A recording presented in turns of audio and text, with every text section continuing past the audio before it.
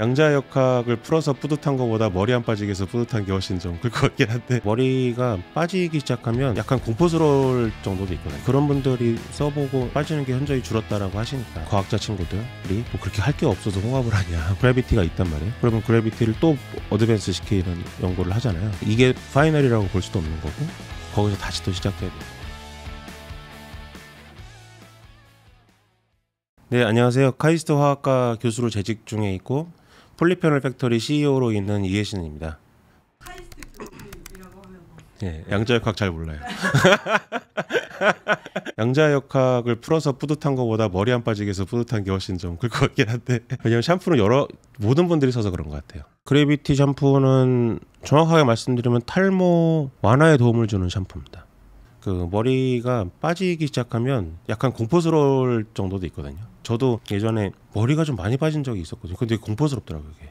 그런 것들이 지속이 되거나 이러면 좀 많이 걱정이 되시고 병원도 찾아가시고, 그런데 이제 그런 분들이 써보고 빠지는 게 현저히 줄었다라고 하시니까, 개발할 당시였는데 여러 분한테 테스트를 하고 있는 중이었습니다. 근데 이제 실험실에 있는 분인데 머리가 얼마나 빠져요, 그러니까 3일에 한 번씩은 꼭 이 수채구멍 이거 제거를 해야 된다, 그래가지고 이거 개발 중인데 써보라고. 근데 뭐 수요일 목요일 때 좀 한참 일할 때 줬던 것 같아요.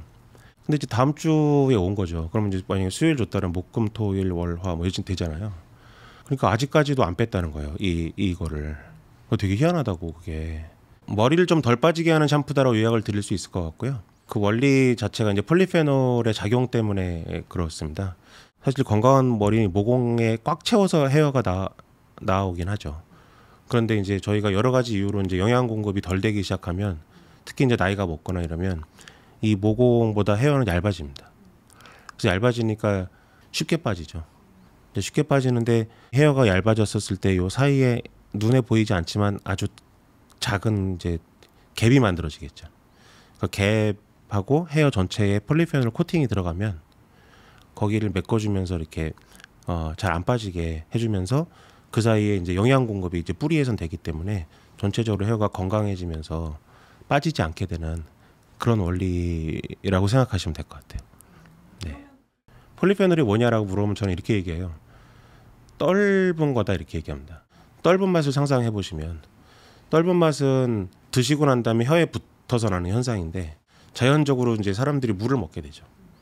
물을 먹는다고 해서 떫은 맛이 사라지지는 않죠, 사실은.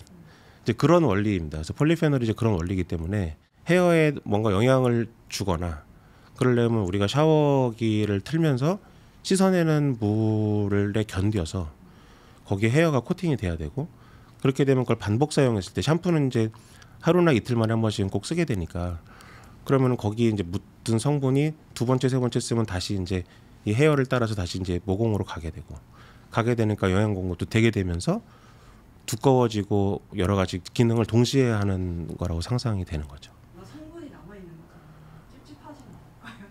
전혀 그렇지 않습니다. 뭐 기본적으로는 우리가 얇아져서 빠지는 게 걱정이기 때문에 머리가 건강하고 힘있고 튼튼하게 코팅이 되면 좋은 거라고 저는 생각을 하고 있습니다. 다른 사람은 똑같이 이렇게 생각을 하는 거죠. 그래서 남아있는 거는 맞지만 전체적으로 다 그것이 건강하게 되는 방향으로 가는 현상입니다. 네네.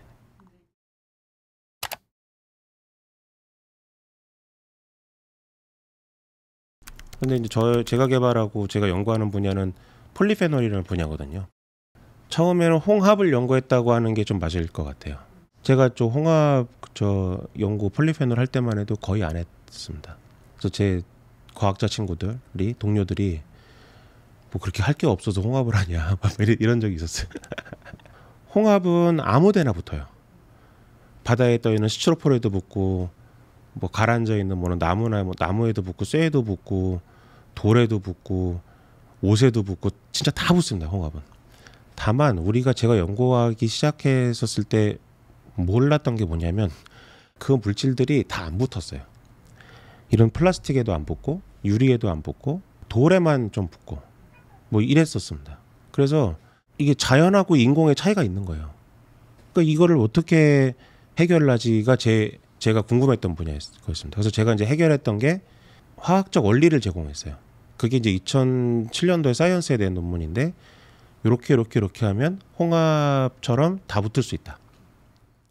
의외로 접착을 하면 해결할 수 있는 문제들이 많은데 그게 좀 개발이 많이 안 돼 있어요. 혈관도 못 읽거든요. 혈관도 다 그 의사 선생님들이 이렇게 안경 쓰고 이렇게 현미경 비슷한 안경 써가면서 우리 수처링이라고 하는데 그 실로 이렇게 땀을 뜹니다. 근데 사실 접착제 같은 거 이렇게 발라서 이렇게 해주면 수술 시간도 짧아지고, 그러니까 여러 가지 이제 미지의 영역들이 아직 있긴 있어요. 그래서 그런 쪽을 좀 해결해야 되겠다. 이제 처음에 제가 연구를 시작했었을 때는 참 이게 되게 쓸 게 많겠다. 연구를 잘하면. 특히 제가 이제 박사를 받고 나서 MIT의 그 로버트 랭어 방에 갔었거든요. 그분이 이거 보시는 모든 분들이 아시는 회사 모더나를 만드신 분이에요. 근데 그분은 모더나로 유명해졌는데 실제로 그 전에 41개의 회사를 만들었습니다. 그 개발하시는 많은 것들을 실생활에 어떻게 응용할지에 대해서 진짜 생각을 많이 하세요. 굉장히 많은 실용적 연구가 이루어진 거죠, 그 방에서. 근데 거기에 있다 보니까 저도 좀 해야 되겠다는 생각이 좀 있었어요. 원래 이제 개발 방향은 지혈제였거든요. 특히 이제 요새는 피가 안 먹는 분들이 많습니다. 당뇨가 진행이 좀 되신 분들은 피 잘 안 먹고, 그다음에 심혈관 질환 좀 있으신 분들은 아스피린 드시거든요. 그럼 아스피린 드시면은 피가 소위 말하면 묽게 돼요. 그러면 이제 상처가 나거나 이런 피가 안 멎습니다. 그러니까 안 멎는다는 게 영원히 안 멎는다는 뜻이 아니고 일반적으로 뭐 1분이면 멎어야 되는 게 5분 10분 걸리는 거죠. 근데 그 연구를 원래 하다 보니까 어느 날 생각이 나는 거예요. 찌르면 피 나잖아요. 근데 이거 빼도 안 날 것 같은데라는 생각이 나는 거예요. 거기다 바르면. 근데 이제 이게 이제 처음에 해보면 이게 코팅이 되면 코팅이 벗겨지더라고요. 그래서 너무 단단하게 코팅하면은 들어는 가는데 뺄 때도 같이 빠져나오는 거예요. 그러니까 지혈이 안 되는 거예요. 그래서 이 밸런스를 딱 잡아가지고 코팅하고 이 뺄 때는 얘는 남아 있어서 이 입구를 딱 막아주게 하는 그걸 잡아 놓은 최적화된 폴리페놀을 개발한 거죠. 처음에 이제 아이디어가 도출되고 1년 좀 더 걸렸어요. 처음 성공할 때 같이 연구했던 학생들이 녹화가 돼 있어요. 그게 자기들 하면서 우와 막 이런 거예요.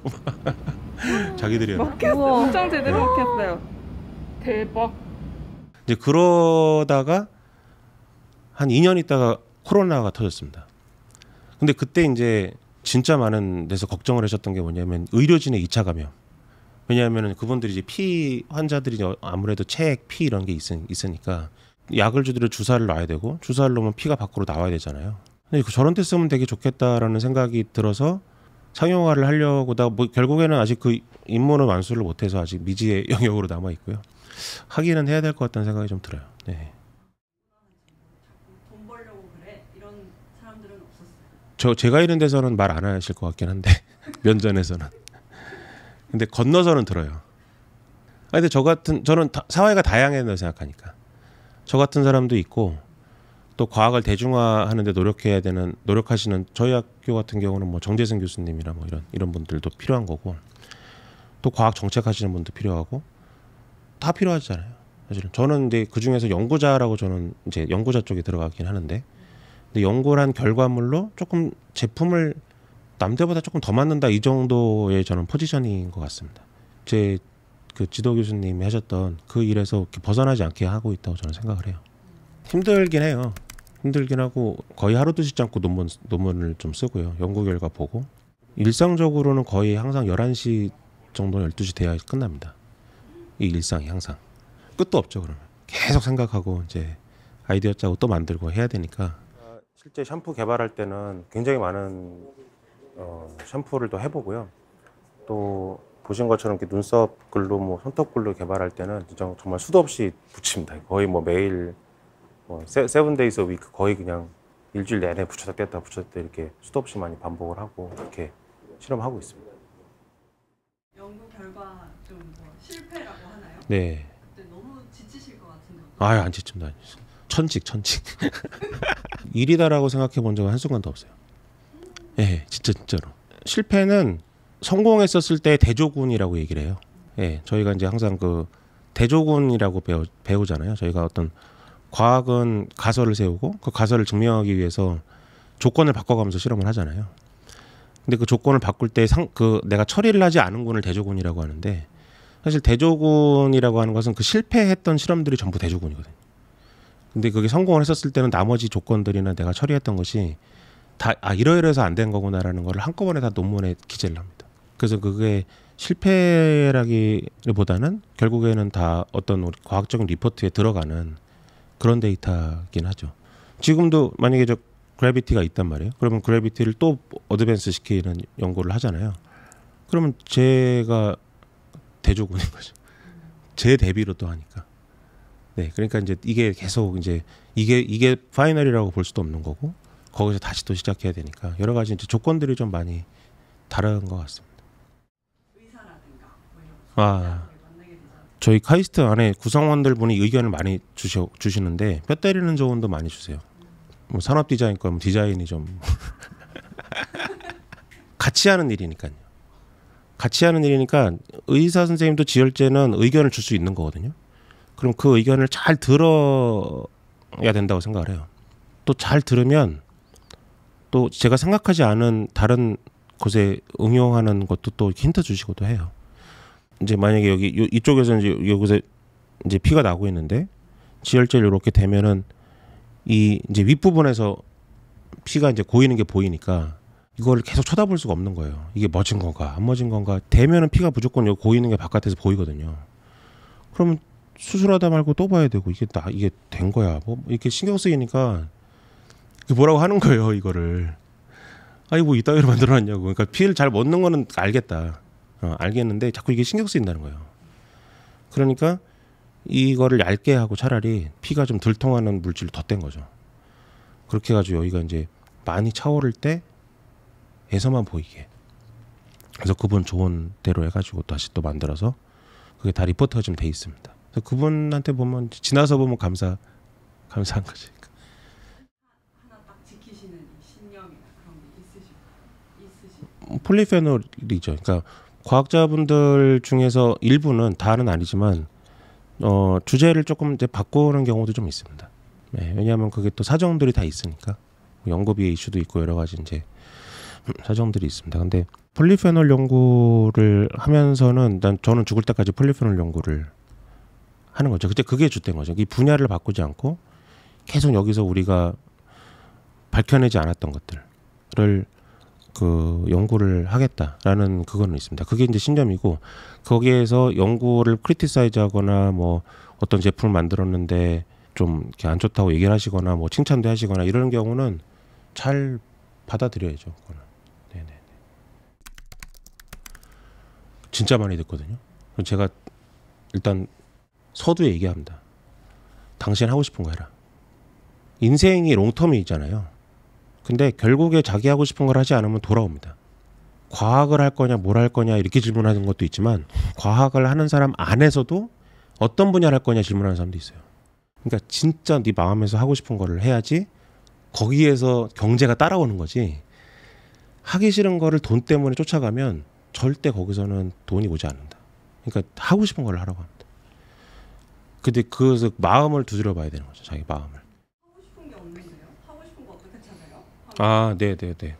그런 사람은 없습니다. 적어도 그 자리에 와서 저한테 그걸 묻는 사람은 자기 마음에 갈등이 있어서 물어보는 거지 하고 싶은 게 없어서 그 자리에 오는 사람은 없습니다. 진짜 하고 싶은 게 없는 사람은 그 자리에 안 옵니다. 성공 못할까 봐 두려워서 못하는 거잖아요. 결국에는. 그래도 하고 싶은 거 해야 됩니다. 왜냐하면 그게 나중에 갈수록 성공할 수 있는 확률이 많아지거든요. 그러니까 내가 실패를 했느냐 성공을 했느냐는 그 시점에 대한 결론이거든요. 33세, 39세, 43세 내가 아직은 내가 생각하는 것만큼 안 됐으면은 성공에 아직 도달하지 않은 것도 이렇게 둘 중에 하나 이분법적 사고를 하는 거죠. 다만 내가 좋아하는 거를 해야 성공의 시간이 갈수록 노하우가 쌓이고 커리어가 쌓이면서 기회도 오고 하면서 성공할 수 있는 확률이 높아지는 거죠. 어쨌든 잘 먹고 살 수 있어요. 자기가 좋아하는 걸 하면은. 이게 어떤 특정 금액을 벌어야지만 행복하는 건 아니잖아요. 근데 적성이 안 맞는 일을 굳이 붙잡고 있을 수 좋아하는데 적성이 안 맞는다. 피아노를 좋아해서 쳤는데 피아니스트의 꿈을 가지고 있는데 아닐 수 있고 야구 선수가 되려고 했는데 아닐 수 있고 라이터가 되는데 아닐 수 있고라고 생각이 들거든요. 그러면 힘들어서 좋아하지 않는 거나 그것의 요인이 주위 사람들 때문일 수도 있고요. 그래서 그 시점에서 힘들어서 내가 좋아하지 않는 건가 보다라고 생각할 수는 있습니다. 그런데 다른 경우에서는 그때 다시 힘을 내서 하면은 진짜 궁극적으로 좋아할 수는 있겠죠. 저도 마찬가지로 이게 항상 좋아해서 하는 거는 아니에요. 네, 힘들 때가 있긴 하죠. 그렇지만은 또 그게 긍정적인 회로를 돌려서 다시 또 하는 거니까. 그러면 또 거기에 보람이 생기니까 이게 항상 그래서 갈래길이 좀 있는 것 같아요. 근데 다만 내가 가고 있는 길이 맞다고 생각이 드는데 좁은 길에 가 있는 동안에는 이게 적성이 안 맞나로 생각할 수 있을 것 같습니다. 네네네. 그래서 시간을 같이 좀 따져봐야 되지 않을까. 다만 개인들의 의지도 되게 중요하고 주위 분들의 응원도 중요해요. 조금 심한 예를 들자면 야 너 거기를 갔었어야지 여기 와서 왜 고생하고 있어 이러면 안 됩니다. 사실은 이게 해서 전체적인 사회 분위기가 이 사람들을 잘할 수 있게 격려를 해주는 것도 되게 중요한 거죠. 자기 주위의 사람들이. 그러니까 지금 단기간에만 보고 이걸 하지 이걸 하지 그래서 이러면 안 되는 거죠. 그 길을 가는 사람의 주위 분들이 응원을 해줘야 된다고 저는 생각합니다. 그렇게 되면 전체적으로 잘 이렇게 좀 된다고 생각합니다. 일단은 지금 하고 있는 이 폴리페놀 팩토리가 상당히 세계적으로도 많이 알려진 회사가 돼서 그 기술을 가지고 여러 가지 종류의 헤어 제품이나 아니면 인접된 뭐 지열이나 여러 가지 기술로 3M과 같은 누구나 들어도 알 수 있는 회사가 돼서 일단 고용을 창출을 하고 고용을 창출한 거를 가지고 다시 우리 사회의 어떤 부족한 부분이라든지 채워주고 이러면서 저는 이 기여를 좀 하고 있어요. 과학이 사회에 기여를 하는 것 자체가 또다시 다음 세대의 과학도를 배출할 수 있는 또 원동력이 되고 그러면서도 본인의 어떤 뭐 부도 창출하면서 전체적으로 잘 시너지가 되는 거기 때문에 사회에 저는 기여를 어느 정도 해야 된다고 생각을 해요. 과학에 관심 있는 그 과학도 분들 망설이지 말고 과학이 아닌 분들한테는 좋아하는 것을 하셔야 되는 게 맞고 만약에 젊은 분들이 보신다면 갈등을 분명히 하고 계실 텐데 그 갈등하지 마시고 내가 좋아하는 거에 대한 믿고 신념을 가지고 계속 가시고자 합니다. 마음으로 응원하겠습니다.